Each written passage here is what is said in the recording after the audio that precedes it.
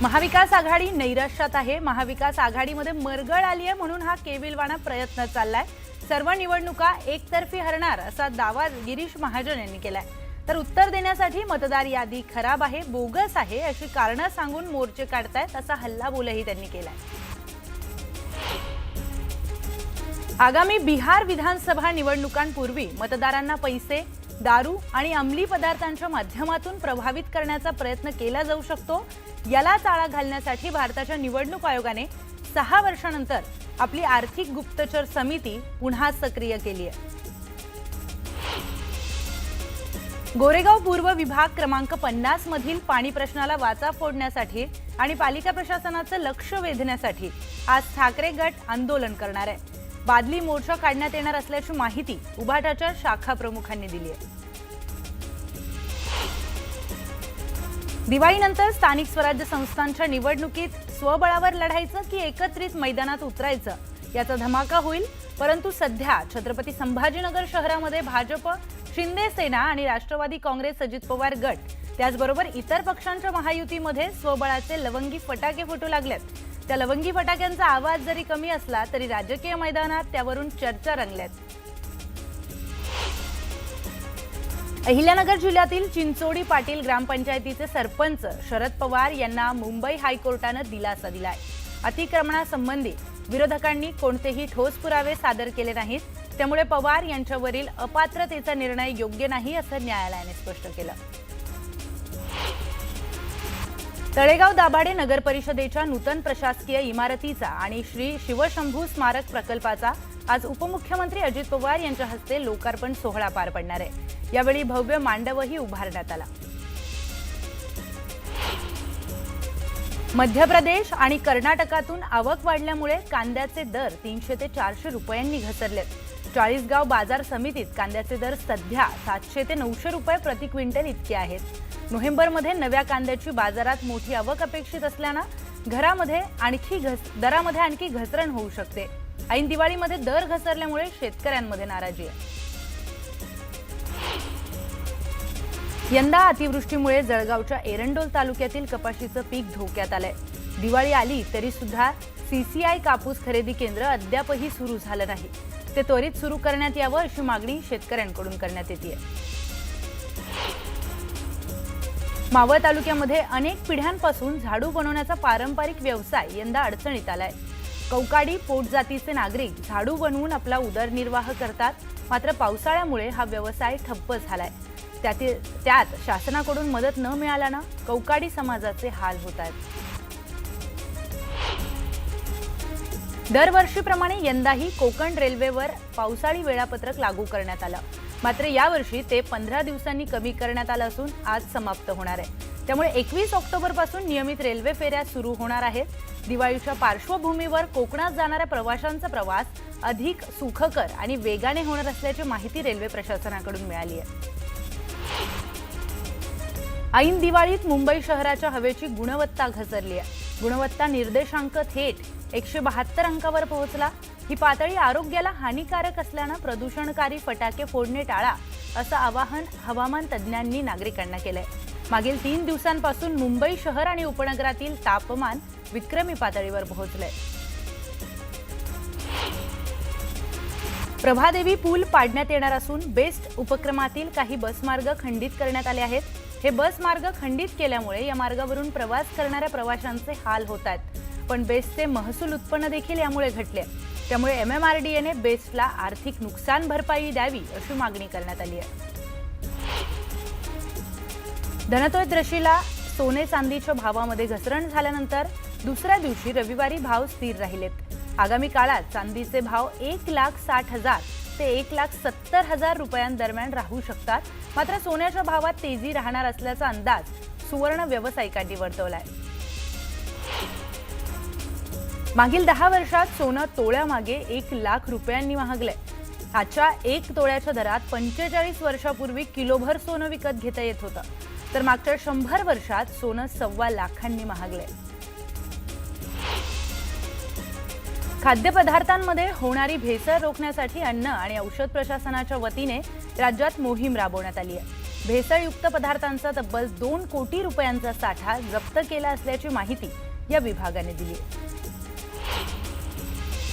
केंद्रीय गृहमंत्री अमित शहा यांनी 2025 ते 26 साठी SDRFच्या केंद्रीय वाट्याचा दुसरा हप्ता म्हणून महाराष्ट्र कर्नाटक सरकारला 1950 कोटींची अग्रिम मदत देण्यात मान्यता दिली आहे। त्यामध्ये महाराष्ट्राला 1566 कोटींची मदत तर कर्नाटकला 384 कोटींची मदत मिळाली आहे। राज्य सरकारने पूरग्रस्तांच्या मदतीसाठी 3258 कोटींची मदत वाटप करण्यास मंजुरी दिली आहे। मात्र सरकारकडून शेतकऱ्यांना मिळणाऱ्या या मदतीतून कर्ज वसुली करण्यासाठी बँका सरसावल्या असताना त्यामध्ये प्रशासनाने विरोध केलाय। तसे केल्यास संबंधित बँकांवर फौजदारी कारवाई केली जाईल असा थेट इशारा देण्यात आलाय। यंदाच्या दिवाळीत ऑनलाईन खरेदीची खरी जादू मेट्रो शहरांमध्ये नाही तर छोट्या आणि नॉन मेट्रो शहरांमध्ये दिसून आली आहे। या भागांमधून आलेल्या जबरदस्त प्रतिसादामुळे ई-कॉमर्सला सणासुदीच्या हंगामामध्ये नवा बूस्टर मिळालाय।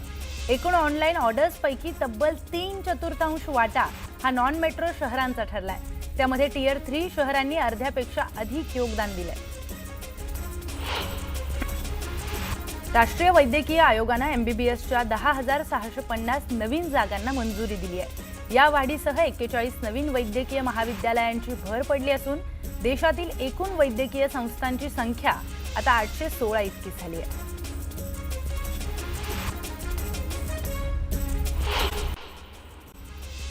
गोव्यातल्या पणजीमध्ये नरकासूर दहन मोठ्या उत्साहात पार पडले। नरकासुराच्या भल्या मोठ्या प्रतिकृतीचं दहन करण्यात आलं। यावेळी मोठ्या संख्येने गोवेकर उपस्थित होते। दिवाळी सणात नरक चतुर्दशीला विशेष महत्त्व आहे। कोकणामध्ये या दिवशी नरकासुराचं प्रतिकात्मक दहन केलं जातं। यावर्षी कुडाळमध्ये आमदार निलेश राणे यांनी पुरस्कृत केलेल्या शिवसेना कुडाळ शहर आयोजित पहिली जिल्हास्तरीय नरकासूर वध स्पर्धा 2025 मोठ्या उत्साहामध्ये पार पडली। यावेळी जिल्ह्यातून 16 संघांनी या स्पर्धेमध्ये सहभाग नोंदवला। दीपावली निमित्त सोलापुरात यंदा प्रथमच ब्रह्मदेव दादा सहकारी बँकेकडून दिवाळी पहाट कार्यक्रमाचं आयोजन करण्यात आलं। सोलापुरातील केएलई शाळेच्या प्रांगणामध्ये या कार्यक्रमाचं आयोजन करण्यात आलं होतं। महाराष्ट्रातील सुप्रसिद्ध गायिका कार्तिकी गायकवाडच्या गाण्याने यावेळी सोलापूरकर मंत्रमुग्ध झाल्याचं चित्र दिसून आलं। अमरावतीतील ऐतिहासिक हनुमानगडी परिसरामध्ये आमदार रवी राणा आणि माजी खासदार नवनीत राणा यांच्या वतीने दिवाळीच्या निमित्ताने भव्य दीपोत्सव कार्यक्रमाचं आयोजन करण्यात आलं।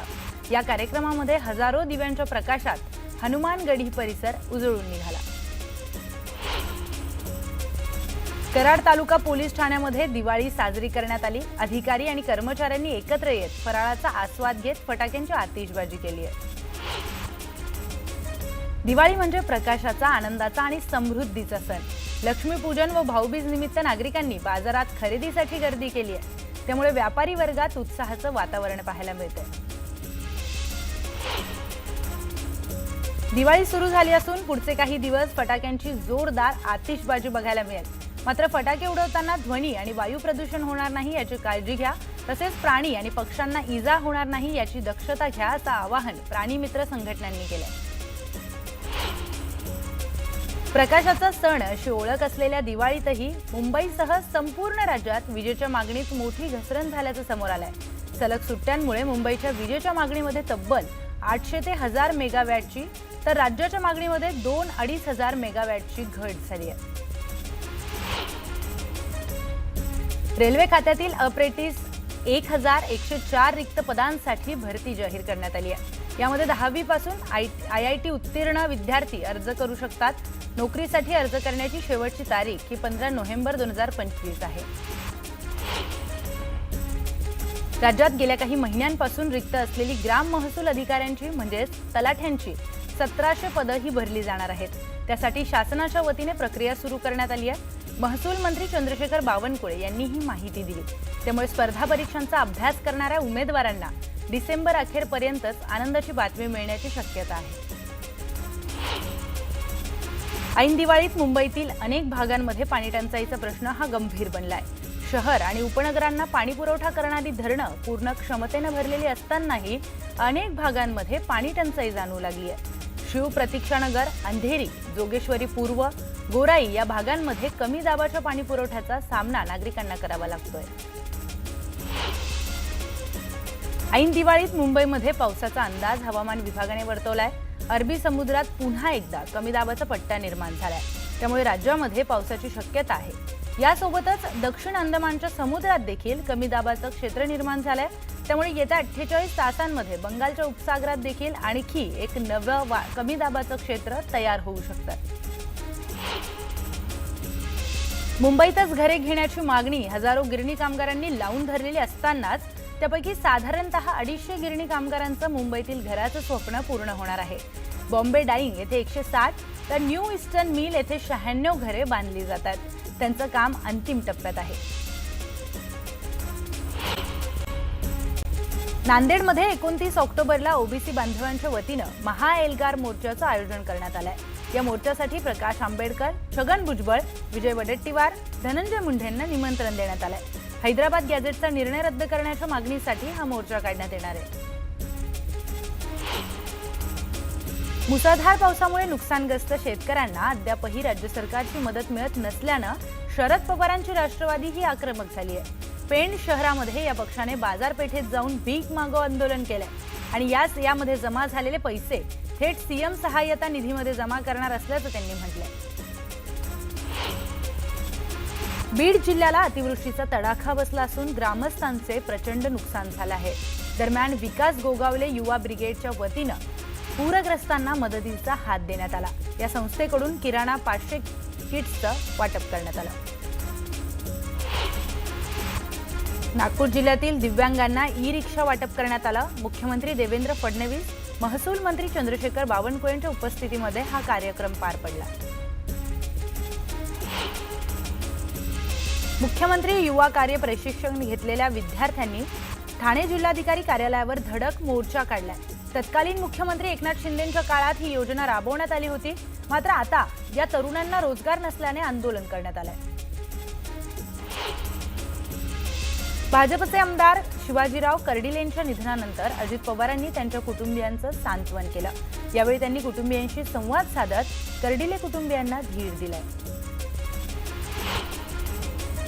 ऐन दिवाळीत बीड तालुक्यातील नागरिकांना रेशनचं धान्य निकृष्ट दर्जाचं मिळत असल्याने संताप व्यक्त केला जातोय।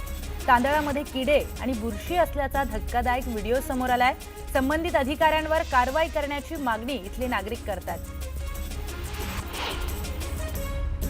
दक्षिण भारतातली प्रसिद्ध यात्रा असलेली माळेगाव यात्रेला 18 डिसेंबरपासून सुरुवात होणार आहे।